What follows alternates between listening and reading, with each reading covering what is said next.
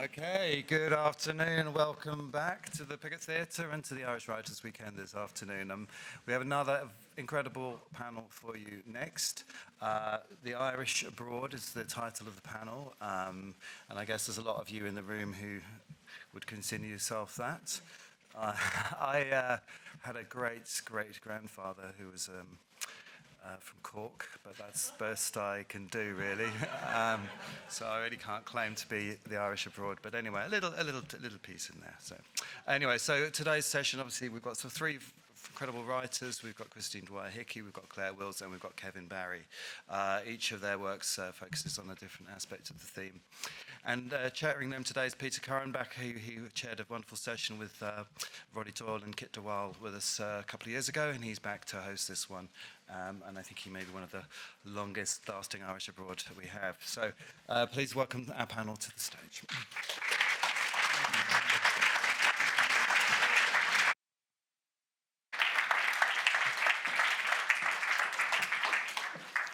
How you doing? How is a mid-afternoon on a Sunday audience feeling in terms of engagement? I mean, no one's hankering to get home and watch Antiques Roadshow at this stage, hopefully. Thanks for coming along. It's great to have you with us this afternoon. So, Ireland, is it a good place to be from? Does focus improve with distance? Does it make a writer far-sighted rather than having to be impressionistic because everything is so up close? What does being abroad give you as a writer? What does it take away? What does it give your characters or your subjects in non-fiction? The big famous canon of international Irish literature, of course, was fired into the world from places such as France and England for well over a century, propelled by imagination and resistance to the heavy manners required in the homeland. And a kind of uncoiling took place with Wilde, Joyce, Shaw, Beckett, and O'Brien, who's going to be celebrated later tonight. There were hundreds of other men and women, writers, artists, creatives, who also did their work as Irish abroad. What now about the 21st century and a supposedly transformed island of Ireland this century where writers are thriving in the universality of their work for international markets and readers worldwide? Do you take it with you, the Irishness, all the cells, obviously, when you depart, or do you slake your thirst for adventure in imagination and body abroad, and then find yourself something of a tourist when you return home, actually, or as a theme for your books? So I'm delighted that we have, to wrestle with these difficult questions of our age, a superb panel of authors. Please give a very big welcome to Clair Willis, Kevin Barry, and Dwyer Hickey.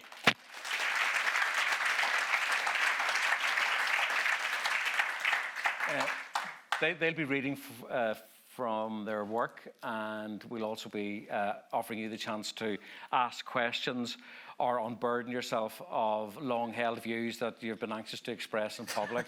If you could do the first one, that would be better, but we'll be coming to you. It'd be great to have your input as well. It's interesting, this title. I mean, it's kind of it's a bit of a hospital case, the Irish abroad, isn't it? It's a good word, though, abroad, I think, because you're away from, but it also sounds like you might be on the loose, out and about, ranging, Kevin. Yeah. I don't know, over the last two novels I've written, I've discovered the great thing about being an Irish novelist is you can really, in a very believable way, set your novels just about anywhere. Because we more or less invented the status of the economic refugee, you know. We've always just drifted on the four winds around the planet looking for work. So you can go anywhere with your stories and set them just about anywhere and have immediate and instant access to the voice that you don't want to put there, you know. One of the interesting things, I suppose, about is, and it's not something that maybe comes up at your desk in the morning when you sit down to write, but who are you writing for? And I think definitely when I was writing my early short stories and stuff, there was a tendency for me to try to explain Ireland in them, you know. Yeah. This is what it's like. Now, it takes a while, and it takes a few years of poking around before you realise, like, you know, it's very important to consider who you intend this story to end with. Who's the reader that you have in mind? Are you trying to handhold too much?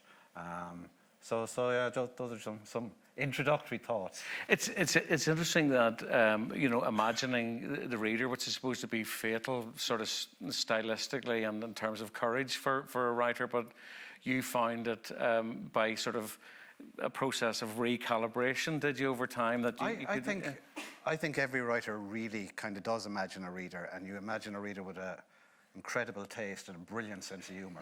So you imagine Yes. yourself. They're here today.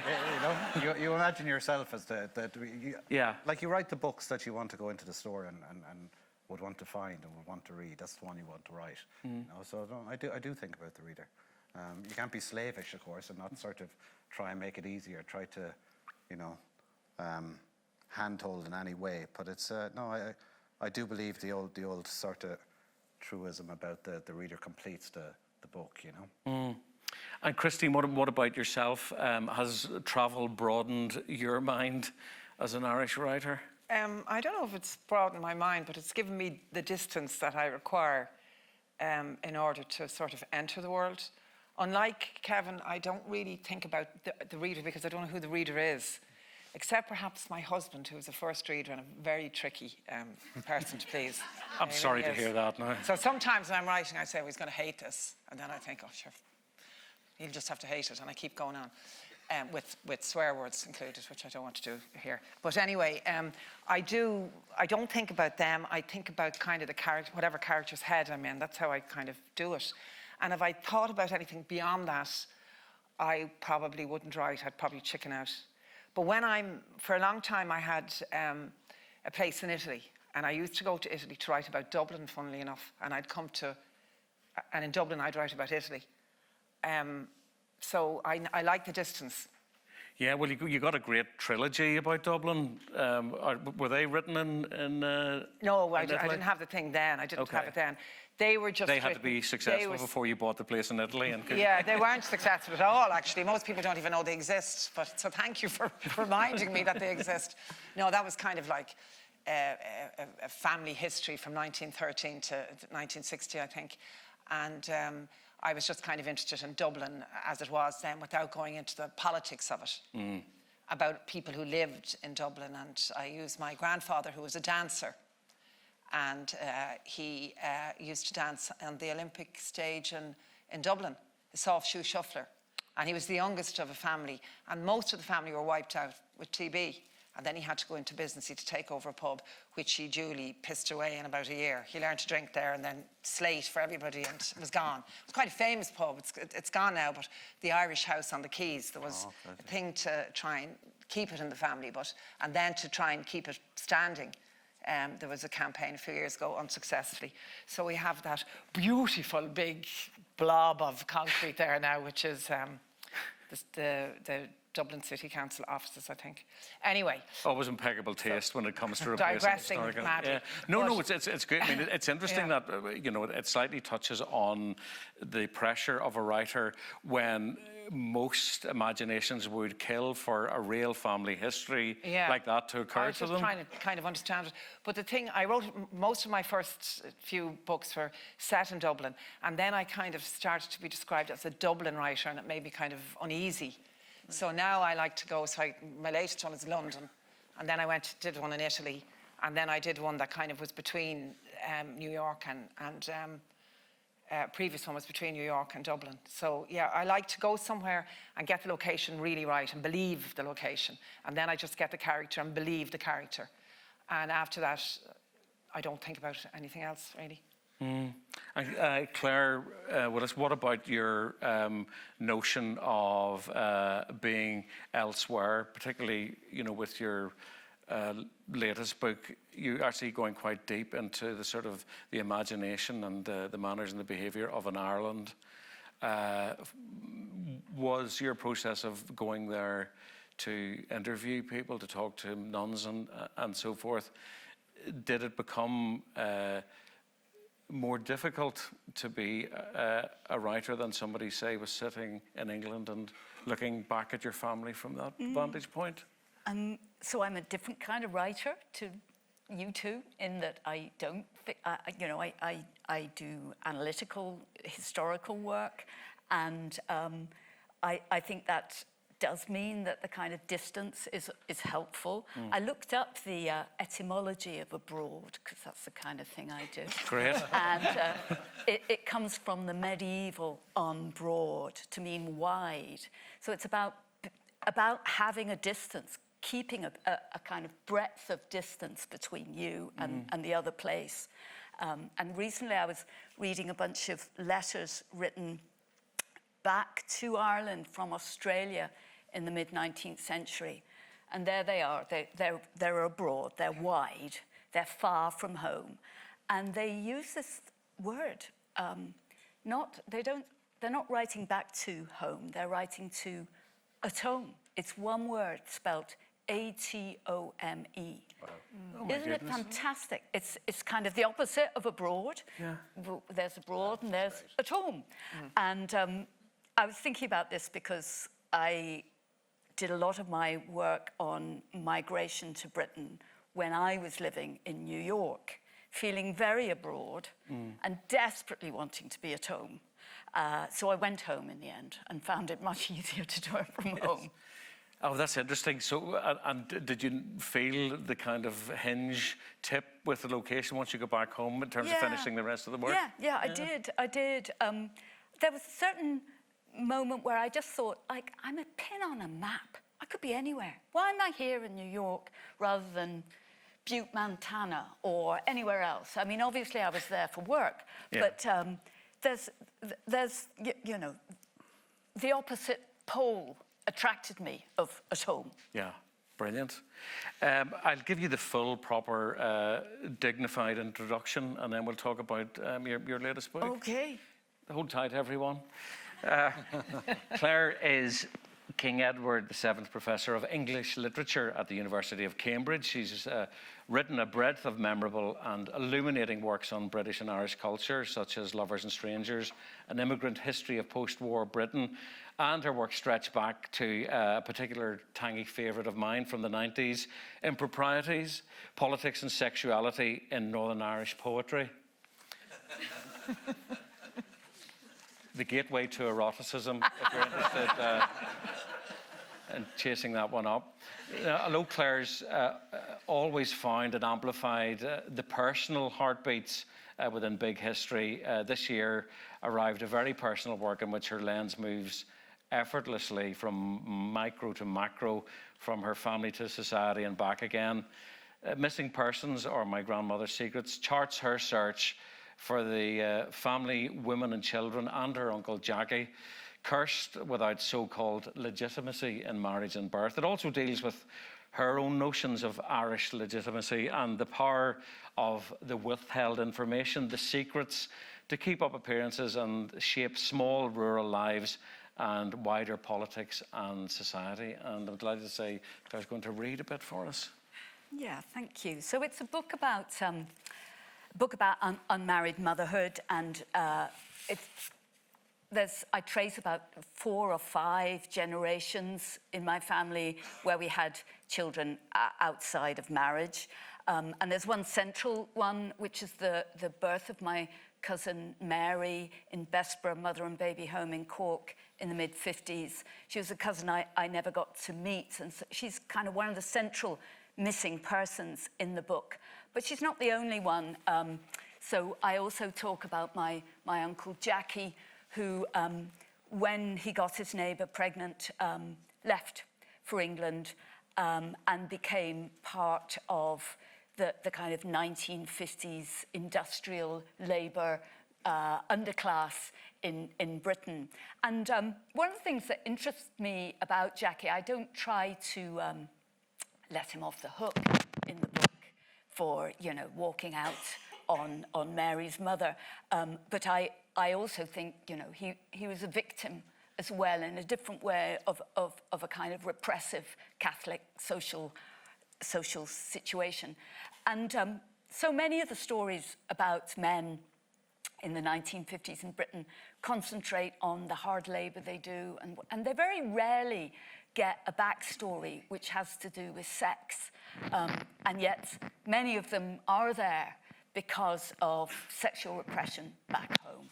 So I'm just going to read a little bit about my Uncle Jackie, who was 35 when he arrived in England and was probably a bit too old to manage the hard work in Camden and building the M1 or working on the underground.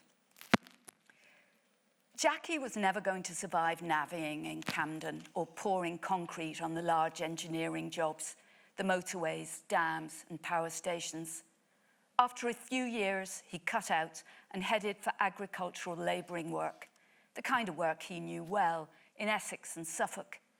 There, he caught the tail end of the slow decline of centuries of traditional farming customs and communities.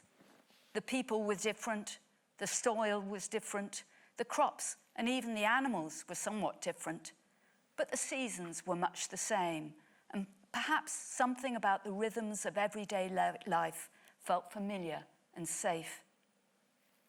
I imagine he spent time pulling beet near Ipswich, but I hope he managed to keep out of the beet factories where the crop was pulped for animal feed. I imagine that was soul-destroying work. I imagine he walked long distances between villages and offers his services to farmers he met along the way. I imagine he was pretty good with horses and he could drive a straight furrow if he came across an old-timer who hadn't the money to hire a tractor for the ploughing. And I'm pretty sure that he worked at road mending, drainage and ditch clearing for the county council in the winters.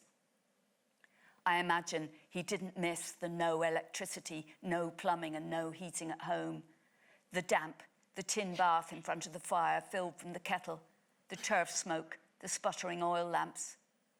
But I imagine he missed the card games, the fair days, the turkey drives, walking out in summer after Mass, and maybe even the stations held at the house with all the flurry of preparation for visitors, clearing out, whitewashing, the girls baking. I imagine he loved the ancient Suffolk woodlands, nothing like the bare hills and stone walls at home. I imagine he missed cutting turf on the bog for the sociability of it.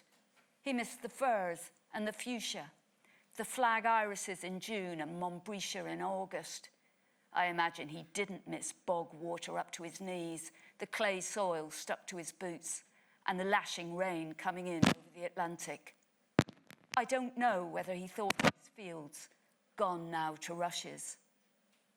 I imagine he hated fish and chips. Actually, I know this because my mother told me the last time she saw him, sometime in the late 1950s. He was living in Southend-on-Sea and he complained about the awful food. They laughed about it. He must somehow have got a licence for a shotgun, though I've no record of it, nor, come to think of it, of a dog licence either. I imagine he was pretty good at staying under the radar. I imagine if he brought rabbits home, his landlady didn't know how to skin and prepare them, so he'd have shown her. I imagine she liked him. I imagine he had black moods when he cursed his situation, and I imagine he forgot about it after. I imagine he wasn't alone. There were others like him, men washed in from elsewhere who were finding spaces for themselves in the vestiges of an agricultural system that still depended on men more than machines. Thank you.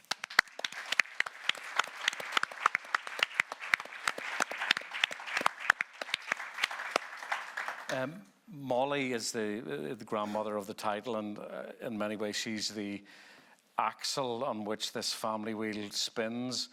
When did she come out of the mist to you as a sort of subject for this book?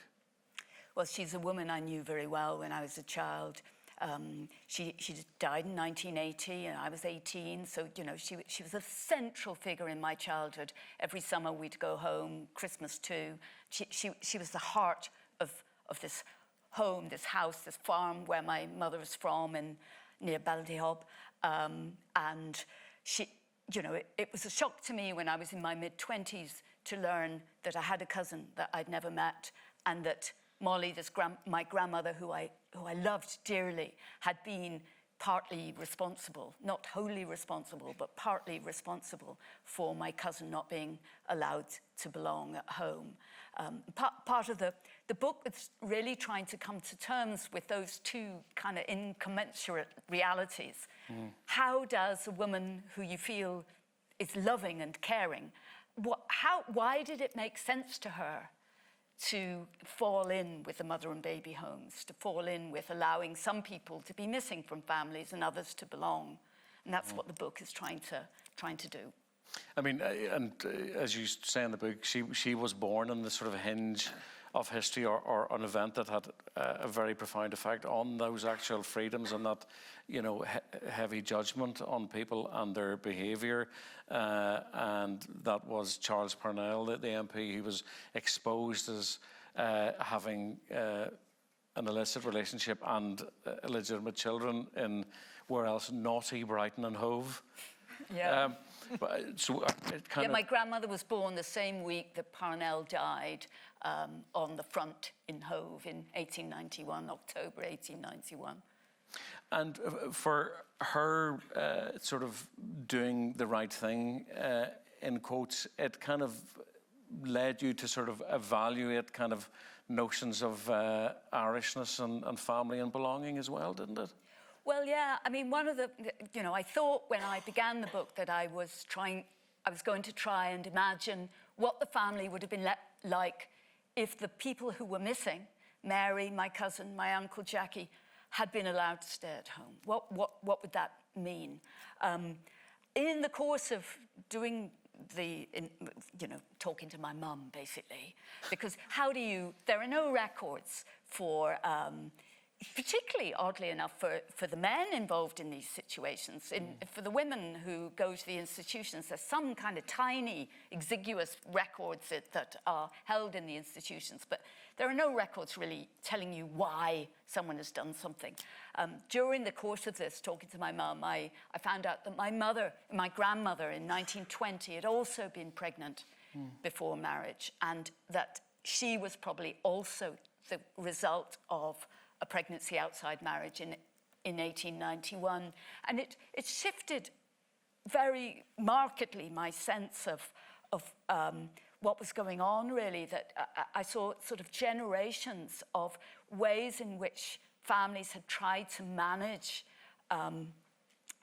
shame by themselves and kind of overcome kind of social, the bounds of social respectability.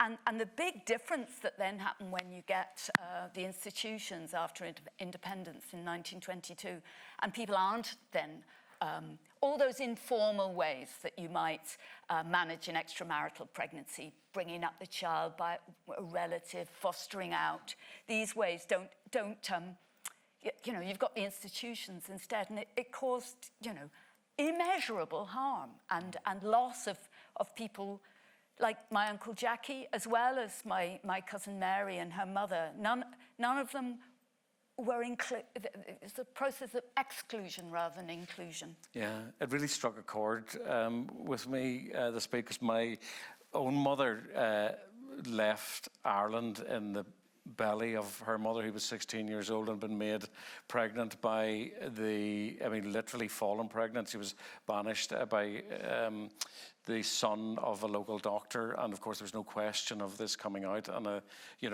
high-profile, respectable family being smeared with this, and that generational, I'm not going to use the word trauma, but that generational misshaping. She was always went into orphanages and farmed out, and even met her mother on railway stations, and she kind of had a feeling it was her mother, but it was a friend of the family. I'd never admitted, what strikes me about this work is how you, as an author, have had to negotiate, being a mother yourself, and not having a kind of significant role in seeing how you look back over this family history. I think that the history of the mother and baby homes, the history of Ireland in the 20th century isn't in the past. It's in us, it's in you, it's in me. And if we're to understand it, we have to talk to people. We have to work out why we have the attitudes we have. So yeah, in the book, I do talk about my own relationship to getting pregnant outside of marriage when I'm a student in the 1980s. That was an important way for me to kind of figure out what the inheritance is, how that legacy still ramifies, and it ramifies in our generation and in the next generation. And you tell me your family story. So many people have these stories. We have to talk about them, because that's the only way that this legacy is going to kind of be addressed. This is the curse of being a non-fiction author.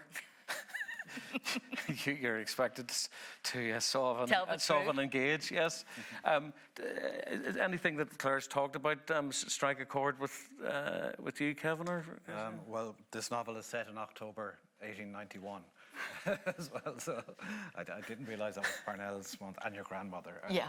So it's, I mean, to talk a little about this book, it's the 7th book of fiction I've published, but it was the first one I attempted, and it was we have to travel way back to the summer of 1999, and I was a freelance journalist in Cork, but I knew I wanted to write fiction in a serious way, in a dedicated way, and I had one of those classic 29-year-old conversations with yourself, young man, it's time to attend to your prose. So I came up with a plan. I wrote a load of features for the Examiner. And I saved up enough money to have 3 months. I had 3 months where I could try and write a novel. So I gave up my flat in Cork, and I bought a £400 Father Ted caravan and put it on a beach out in Allahy's in West Cork. And I thought, great, I got out there at the start of the summer, cracked my knuckles, I didn't have a laptop even at the time, notebooks. I said, right, novel, here we go. And I had fucking nothing, absolutely nothing. And I started to go for these long, tormented, increasingly quite bitter walks around the mountains in West Cork, around the Caha Mountains, going, what in the name of Jesus am I going to write? I had told half of Cork at this stage, I'm going writing the novel. Of course.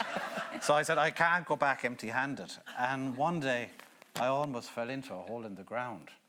And it was part of an old abandoned copper mining pit up in the Caha Mountains.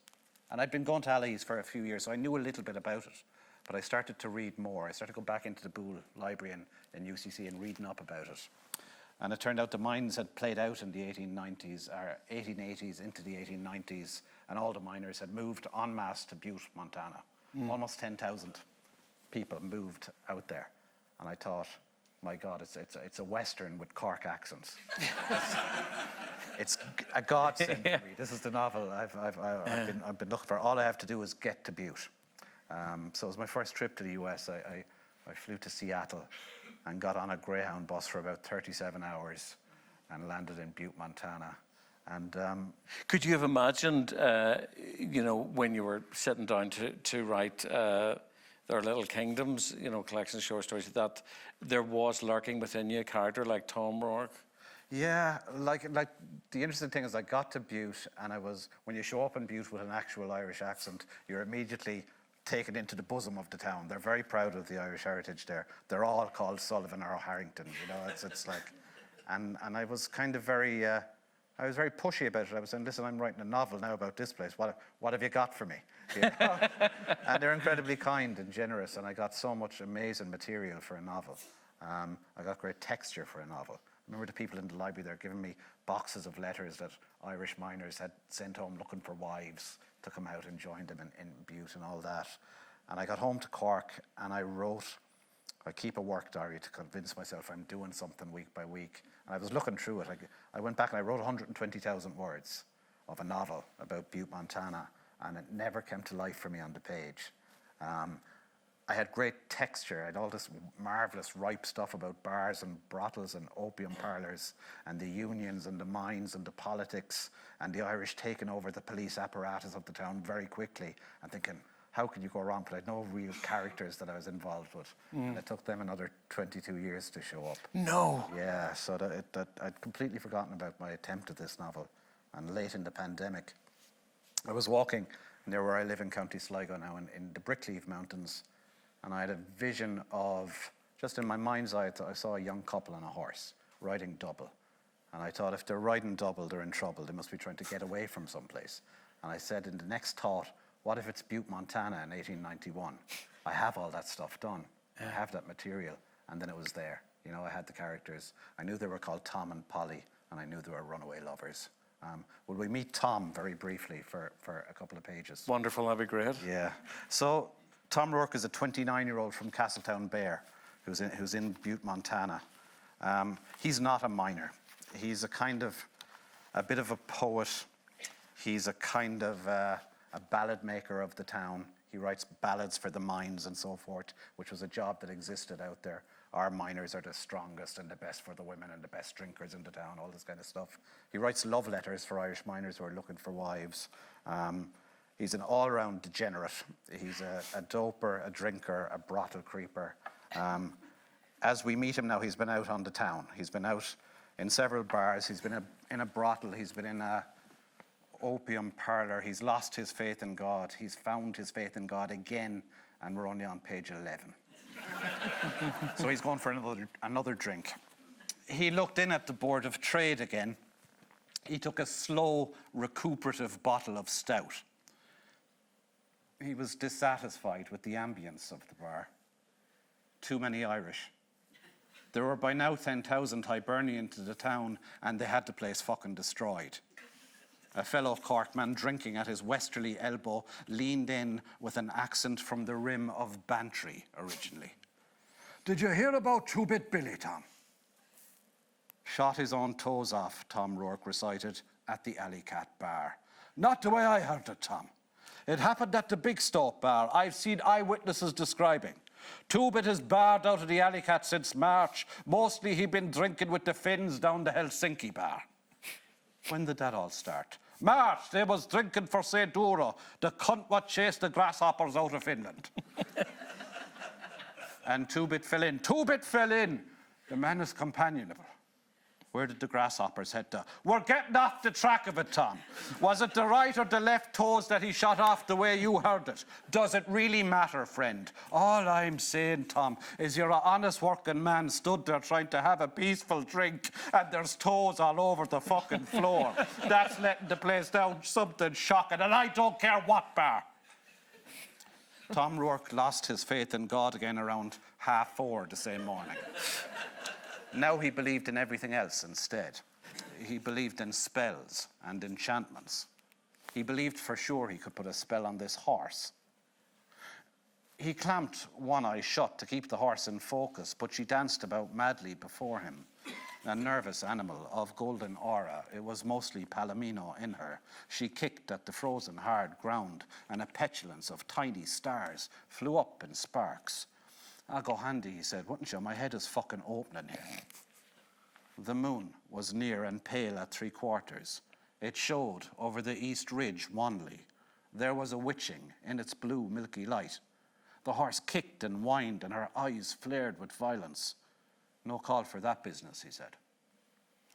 He tried to get on his feet for the stance of authority, but failed and slid the wall of some old shanty onto the bone of his butt again. Jesus, the cold would go through you these nights.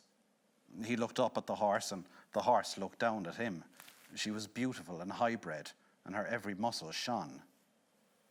Who the fucks are you anyhow, he said. The horse quieted at this and relaxed her head to one side and stared at him as if she was certain now she had seen him before but couldn't place him. Tom Rourke, he said. The horse stilled herself utterly and fixed the lashes of a stare on him, and he was bound. There was a wretched pain in her someplace. He rose and wavered on woozy legs. He opened a hand to the horse. She flinched a little, but only by a few dancing steps. He was flirting with her now.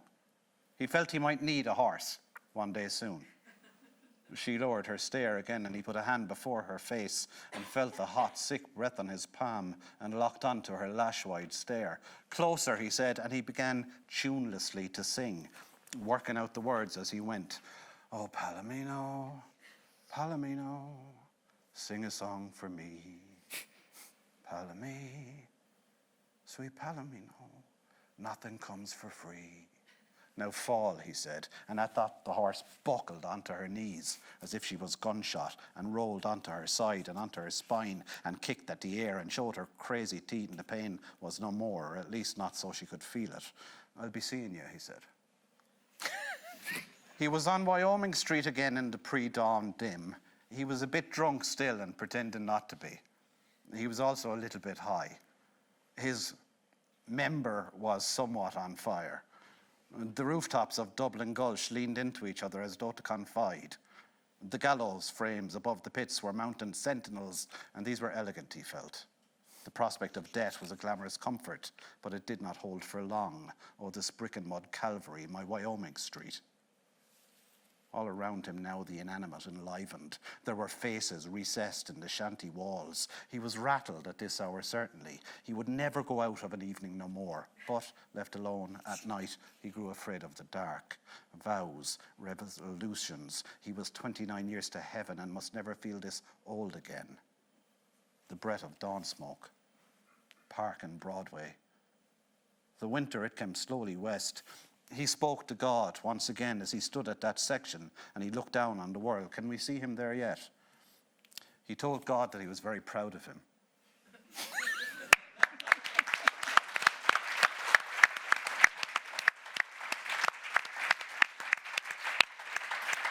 It's wonderful. Thanks, Kevin Barry, reading from The Heart in Winter. This is a long way from the 10-year-old who was inspired by Wuthering Heights. Yeah. It's not really. It's Is a, it it's not? a romance. Ah, okay, It's yes, a kind of course. a dark gothical romance, I think. So it's maybe that long. Yeah. That far from Wuthering Heights. And you're sorry, go on. I knew very quickly that I was writing a love story, which is very swampy ground to find yourself on. You know, you can very quickly kind of drown in the goo if you don't get it right. And it's like in life, the people have to be right for each other, you know. Yeah. But it was as much fun as I've had in my writing career to date, I think, writing a Western. I'm not usually kind of leaping out of the bed with the joys to get to my desk, but I was with this book. It was a great escape from the pandemic, from that long, dreary second year of it, just to go out to my shed and, you know, and disappear into Butte, Montana. And your work, it's interesting because that, you know, the sort of the genre Western novel or you know, a movie, it's interesting because you're kind of known for, sparing your blusses, fearlessly shuffling the pack when it comes to sort of, you know, language and characters and setting and stuff. Did it kind of give you a kind of thrill, that restriction to, you know, that framework? Yeah, I've published 4 novels along with 3 story collections, and the novels always take on genre elements. I like the collision between genre and literary style when you bring those two together. Yeah. The Western is very forgiving in that it naturally gives you momentum and plot because people are forever hopping up on horses and lighting out. You know? So the story takes on a galloping quality very, very quickly. There are 2 main voices in the book. There's Tom and there's Polly. Yeah. There's an American voice, a young woman who comes from the East to marry the mining captain Harrington. And at the start, one thing a writing practice gives you is you become more efficient with your time. And when I started, I said, I'll give this 2 weeks. I'll try write him for a week, and then I'll try write her for a week. And I wrote Tom for a week, and it seemed promising. As he stumbled around town on his epic crawl, I was getting the kind of world building quite naturally. And then the second week, I tried to write Polly Gillespie. And inside about 5 minutes, I said, oh, I have a novel. She was there. Oh, my She was goodness. just ready to go. You know, I could hear her, and I could tune into it at will. She had a kind of a lovely... Like, he has no idea who he is. He's trying on identities. He's an outlaw. He's a poet. He's an opium addict. He loves all these identities that he's trying. But she's very sure of herself, and she knows who she is, and she's comfortable in her skin. And in that horrible modern phrase, they kind of complete each other when they come together. Mm.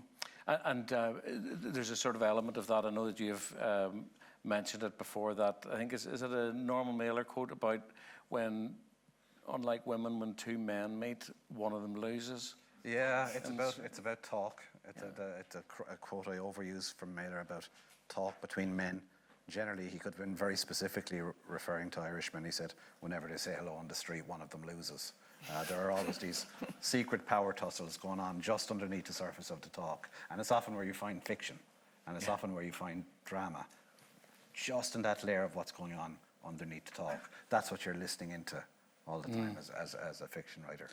Well, that'll probably resonate with Christine Dwyer Hickey's characters, or for the reader, some of the characters will resonate with the male characters. Her new novel, Our London Lives, follows the contours of a changing city over the past 45 years and the lives of two young Irish who are running away in many senses, Millie and Pip. The smells, the sensations could only be London characters. I mean, there really are characters in there that could only be in London. It's suitcases and scuffed dreams and the passage of time. This book follows on the success of The Narrow Land, Christine's celebrated marriage anatomy portrait of the artist Edward Hopper and his wife Jo, which won the Walter Scott Prize, which I was fascinated to read, is awarded for the best fiction set 60 or more years ago in honour of Scott, who subtitled his novel Waverley to 60 years since. A very specific prize. Congratulations. Thank you very much. Just barely made it. Just barely made the thing. I was going to say, yes, the span of Our London Lives is 5 decades. How did 1979 London feel when your imagination travelled there from a blank page? Well, it didn't travel there because it was already in my imagination. When I left school, myself and my pal went to Europe, what we used to call Europe, the continent. And we went sort of hitching around and working here and there and having a few adventures. And we came back to London. And we actually tossed for where we were going to go. We stood at the top of Monte Carlo after being escorted out by the police. They took one look at us and said, these two rips are not staying here. You know, I had a big long drippy coat on me and she'd a duffel coat that was gone bald at this stage and we just looked like, I don't know what. But anyway, they just came around as the police and escorted us up, and we were told we had to leave. They thought we were hilarious, but anyway, Princess Grace could do nothing for us, even though I kept pointing out look, we're Irish like Princess Grace, Kelly and all that. But anyway, it's a bit of a stretch. It's a bit of a stretch. We tossed anyway for the where we go next, and we had the choices between Elba, the island of Elba, and the other, London. And I picked London because I'd never been to London. And I loved books and I loved, all the big London writers and all that kind of stuff. And I really wanted to go there. And she didn't want to go because she was the youngest of a large family. They were all working in London and she'd been there 100 times, But anyway, I won and we arrived in London. I thought you were going to say she was a big Napoleon fan and was, very disappointed. Yeah. But I was glad in a way that that she didn't win, because I think if I'd set foot on Italian soil, I might have stayed there. Right. Do you know what I mean? At that point. But anyway, you had to get a job. So the pub work was very handy because you got accommodation. So I actually spoofed my way into a job in the pub where Millie spoofs her way into a job. Right. In Farringdon, and the pub is still there actually, the inside is completely different. And I came in when they were really busy and they said, can you pull a pint? And of course, I'd been in enough pubs in my life. I spent my childhood in pubs with my father, and I was always being brought in behind the bar so I could see what was going on. So it's very easy to say, I looked at the way they were pulling Guinness, like that, and I knew, you had to do it like the ad, the fellow with the, yes. Remember the old ad? The dance. They do the dance. So I was able to kind of convince them that I had worked in a bar before. And I was only there for a few weeks, but I loved it. But it always stayed in my mind because of the people and because of the shape of the building. But the stairs were the same, the buckety dark stairs that went up to the room where I slept at the very top, that you could see over the rooftops. So I had that. And I also had, when I walked into that pub, it was so multicultural, all these people with different colour faces and different shapes and mad hairstyles and clothes, and we were all very samey and pasty-faced in Ireland at that time, And you wouldn't really see anybody unless you were near the College of Surgeons. You might see fellas who were over doing, studying, from India or Africa, and that's the only time you would see someone who wasn't a pasty Irish face, usually. Yeah, luckily we had soldiers in Northern Ireland too. Yeah, you were okay, you had a few soldiers. To be more representative. But we were kind of, and I thought this was brilliant. You go in and you see, here's a fella looks like Bob Marley, there's somebody, you could see them all. And people who were alive during the war, so I loved all this. And, there was things about the way they spoke and the way they'd say, all right, my darling. And I'd be thinking, God, my darling, why are they all trying to get off of me? Why does everybody keep calling me my darling? Or they'd say, oh, my love, and all this sort of stuff. And I just loved it, and it's always stuck in my head. So that gave me the start. Yeah. So that's why I started in 1979. Would you like to read a little something for us? Yeah, I'm going to read from another part. After going through all that, I'm going to read a piece about, it's essentially about two people. Millie, who we meet in 1979 when she's young, entering the pub. She's a runaway. She's hiding something, and we don't know exactly what it is until the end of the chapter. And every second chapter, she's in one, and then Pip is next, Philip. And he is 60, and it's 2017. And when we're in the Millie chapters, we see Pip as a young man through her point of view and her mind. I only ever get in, there's loads of characters, but only ever get into two minds, Millie's and Pip's, and everything is viewed from them. And he's struggling to go live a straighter life. He's just got out of rehab for the 100th time. But now he knows this time, because back on the drink, he's in big trouble. He's not going to survive. He's not going to be able to make it. So he has to go and live with his brother, who's in Notting Hill, the brother who forgets everything about being Irish. When, their father was English, and they were born in Ireland, and they came to London when Pip was 3 and Dom was 6, that's his brother. And when their mother died, when Pip was 10, he had to go back. He went to boarding school in Ireland, so he is more Irish than, and he went to a year in college, and then he came to be a boxer.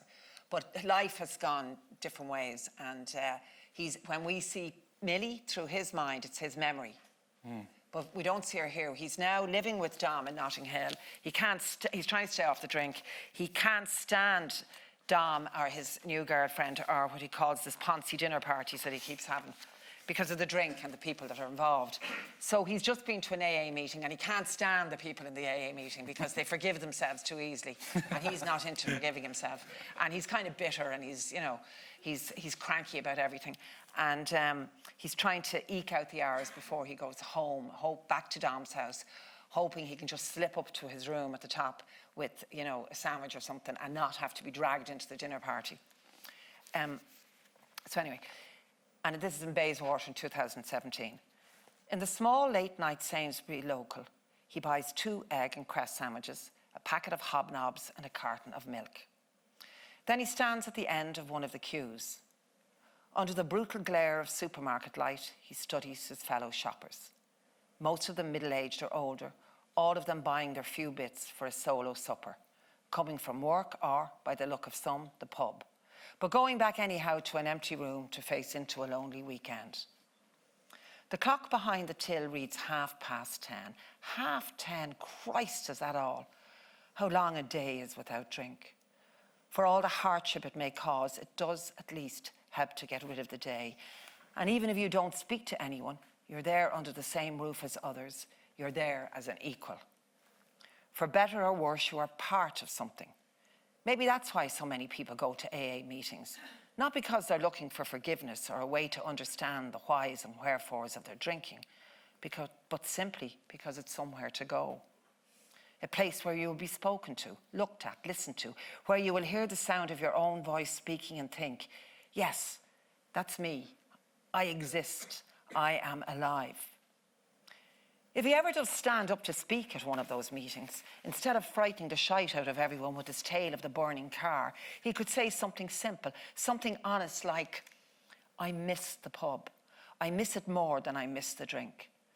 I miss walking at dusk towards the light in the window, the rush of noise and heat as I push the heavy door in. I feel lost without it, homeless even when I have somewhere to live. I feel like I'm dragging the hours around. My arms are too long, my hands too big. Nothing feels or looks right. I just don't fit anywhere. Unless something changes quick, I'm that close to going back on the drink. He moves up the silent queue.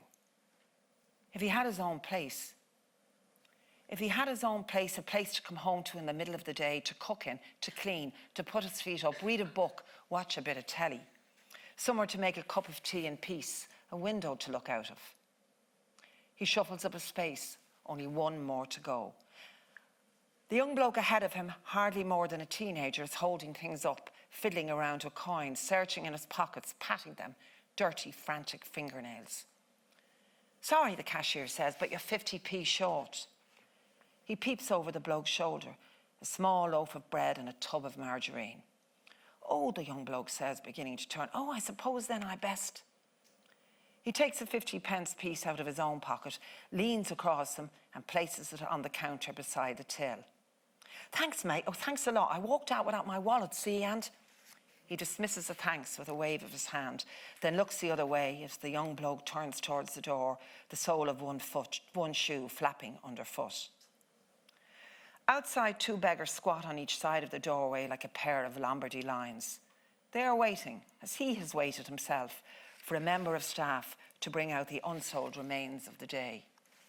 From the corner of his eye, he sees the old Indian woman already in situ across the street under the canopy of the old cinema, hooked over her wheelchair, begging bag looped onto the handle. The only people he has ever seen come near her are charity workers she completely ignores, or sentimental drunks who fill up her pouch. He looks up and down the road. There are people out and about now. The restaurants have all but emptied, post-work drinkers long since gone home. He glances up at the windows above shops and offices, then at the occasional parked car or van. Someone is watching over her, he reckons, from a safe distance. Watch her well, he thinks, and then scuttles across the road. He passes into the silence of Westbourne Gardens, all in darkness. As he nears the end of this road, windows full of light begin to show. Even at night, there is an airbrushed look about these streets, every house brought to its utmost. It reminds him of the road Dom lives on, where the residents barely look you in the eye when and if they bother to say hello to you. And yet they have no trouble keeping their curtains open at night so the world and his wife can gawk in at them having their dinner. And who are these people anyway, he has to wonder, sitting in there surrounded by the props of their privileged lives, with their oversized paintings on expansive walls, their marble-topped kitchen islands, that one in there fiddling around with her elaborate coffee machine, or him next door with his refrigerated wine cabinet on display, or the house on the corner of Talbot Road where he sometimes sees a frilly cap maid open the door to the Okada man. Just who the fuck lives like that?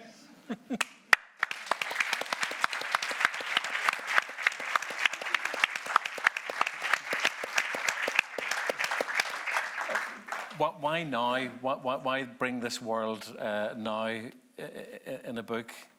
Well, I always wanted to write something about London. And I kind of thought, well, again, to refer to the London novelists and the great London novels that have gone beforehand, I don't know enough about it. I don't know. I was only there for that few weeks and short visits in between. And then anyway, before that, I was about 2015, I was at the Abbey Theatre and I saw Fiona Shaw give a wonderful rendition of The Wasteland by T.S. Eliot. And just while I was watching it, I thought, now, Eliot was an outsider when he wrote The Wasteland, most of which is set in London. And maybe if I did it, I could do it like that. Now, during lockdown, I happened to learn The Wasteland off by heart just to ease my mind. I do this sometimes. I do it when I'm pregnant and times like that. I'd learn a long poem. And every time I panic, I go into the poem. I learn, I start to recite it in my head. I've come out of the labour ward, come in and out of labour, spouting Auden or spouting whoever I happen to be. Thinking, what the fuck is this one? Anyway, push, and I'm saying, Once more onto the breach. Yeah, all this kind of thing. But anyway, I found learning The Wasteland to be very soothing during COVID, and I was worried about a lot of things, like my youngest daughter was having her first baby and she was in hospital on her own and she couldn't have visitors, and I was terribly worried about her. But I learned this off by heart. And then when I was writing this, again, it's like heaven, it was sort of a lot of it was written in COVID during lockdown. I started to see he's a boxer, and he's training and he's running along by the river, by the Thames. and he's seeing ghosts in the fog. And I was saying, hold on, now this is a bit familiar. And I looked and I found that, yeah, it is a bit familiar, but it was kind of fine. A bit of wasteland was leaking into it. But I didn't want to let it go at the same time. So what I did was, being a very, you know, the housewife in me, not wasting anything, I gave Pip the wasteland in the story, that he learns it off by heart at a particularly difficult time in his life. So that way it seemed a bit more natural if it... It's fantastic. Yeah, Yeah. it really works. I'm conscious of time ticking on, and I'm sure there's some people here would like to ask one of our, or all of our fabulous writers a question about their work, or the rather acrid title of this session, The Irish Abroad. Stick your hand up and we can get a microphone to you. If you've got... yes, there's somebody just up there. Did you hear the gratitude in my voice? Thank you. Thank you all very much for very insightful talks there. I really enjoyed it. All of your books are set, in some parts, in the much further past, or at least quite removed from the present day. Does that give you a degree of freedom in which you're able to perhaps go further than you would with a book set in a very contemporary manner? And also, does it then restrict you in another way when you have to abide to a very specific history? I think I'll ask Claire that first, if you don't mind. I mean, because specific history is the very thing you want to capture, isn't it? Don't come to me first. I'm Okay. thinking. All right, fine. I thought it would be easy because it wasn't fiction. But fictioners, you're up. I think just before I forget, I worked at a London pub for one night. It was the Mean Fiddler in Harlesden on Paddy's night. Yeah, In 1993, absolute carnage. I never go back to the trade after that. But yeah, for me, when you're writing historical fiction, and this is kind of the first time, really, I had a novel, Beetlebone, which is early 1970s, which I think kind of qualifies now, despite the Scott Prize or whatever they're saying. But the only rule for it with me is that it has to feel right.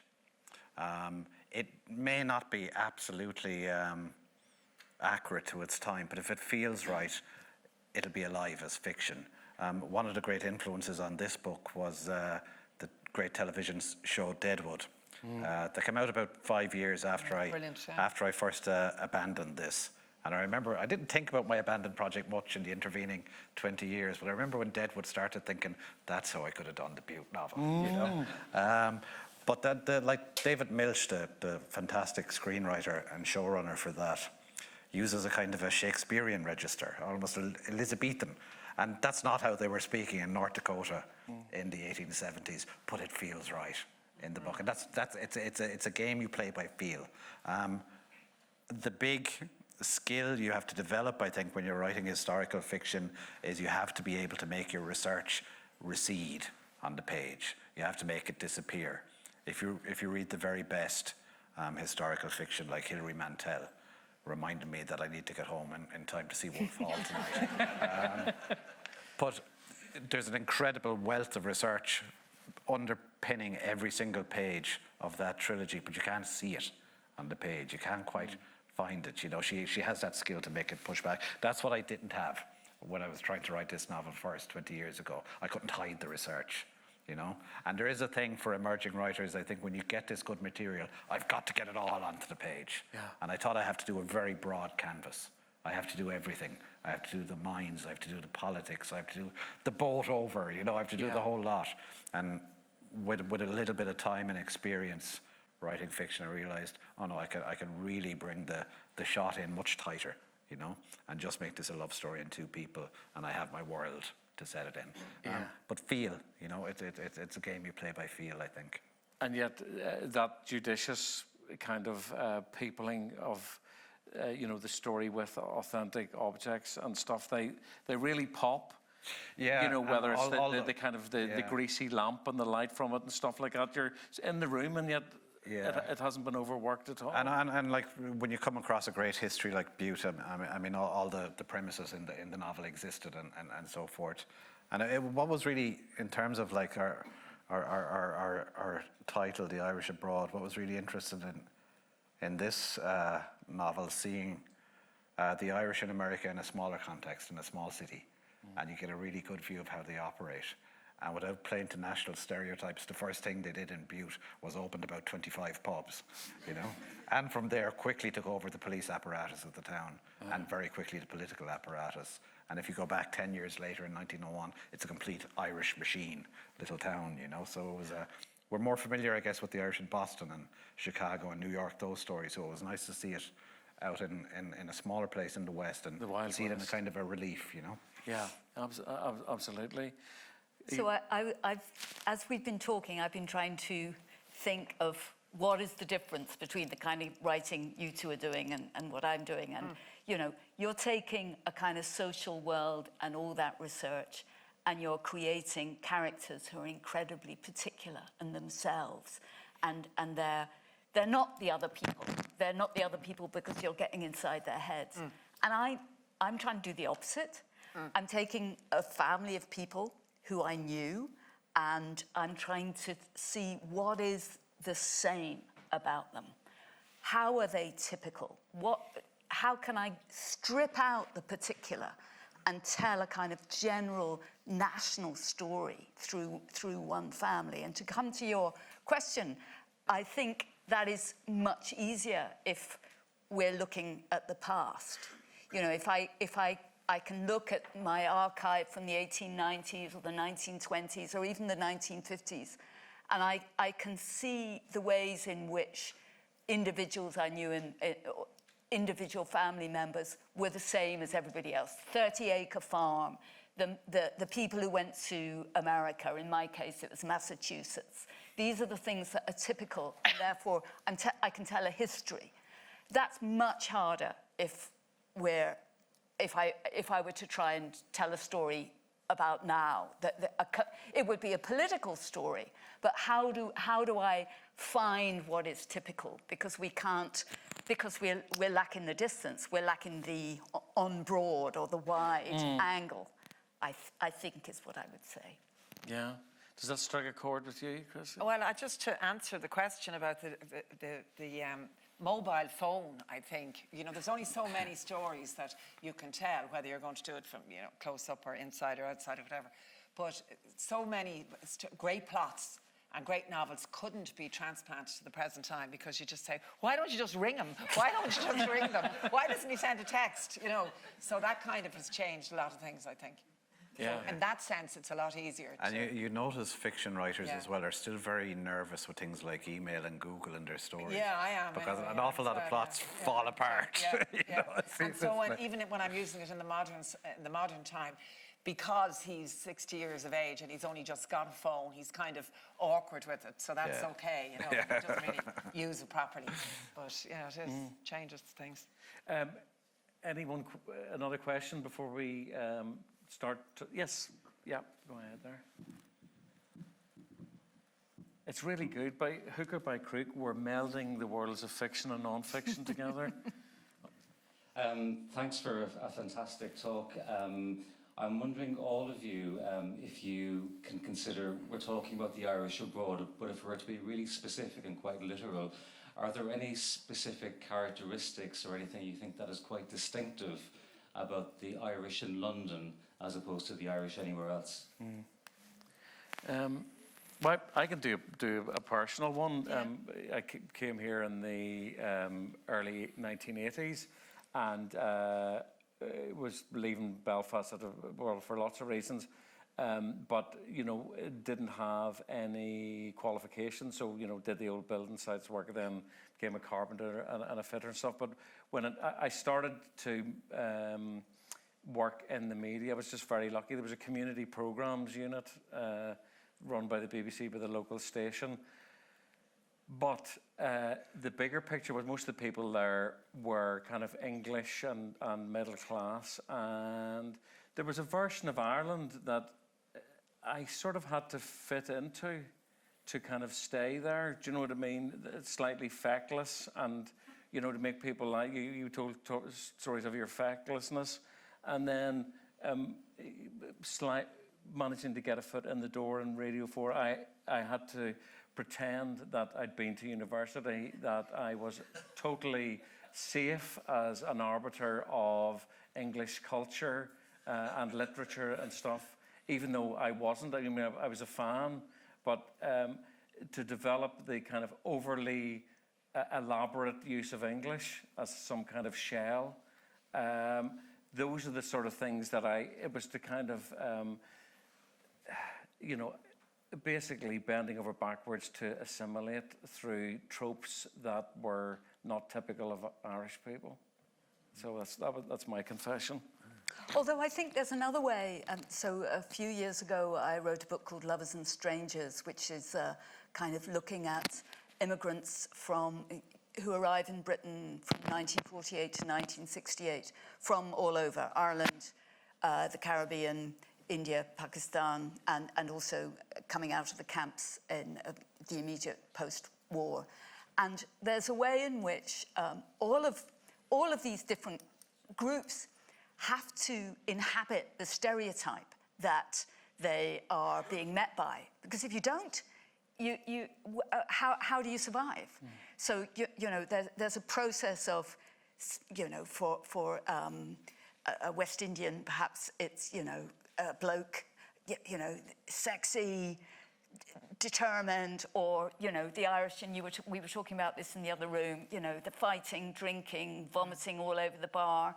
There's a brilliant Tom Murphy play, That's A Whistle right, in the yeah, Dark, Whistle in the Dark, yeah. where one of the central characters of this big family who comes from Mayo, and he writes it in 1958, and the guy says, you know, they've got a stereotype of me, and I'm going to live up to it. Because, you know, then we all know where we are. And then there's a sort of secondary moment where you have to kind of move on from that. And it's a generational shift as well.